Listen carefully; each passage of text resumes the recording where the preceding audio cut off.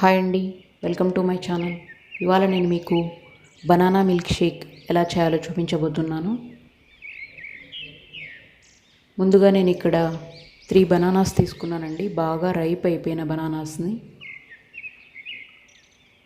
ఇలా తోలు తీసుకొని చిన్న చిన్న పీసెస్గా కట్ చేసుకొని మిక్సీ జార్లోకి వేసుకుంటున్నాను. 3 బనానాస్ వేసుకోవాలండి. అలాగే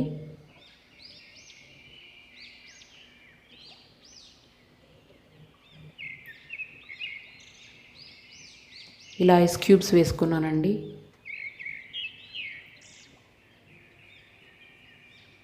బాదము పిస్తా వేసుకున్నాను. ఇందులోకి షుగర్ మన స్వీట్కి తగ్గట్టు, మన టేస్ట్కి తగ్గట్టు వేసుకోవాలండి. మిక్సీ జార్లోకి వేసుకొని గ్రైండ్ చేసుకొని ఇలా గ్లాస్లో సర్వ్ చేసుకుంటే సరిపోతుందండి.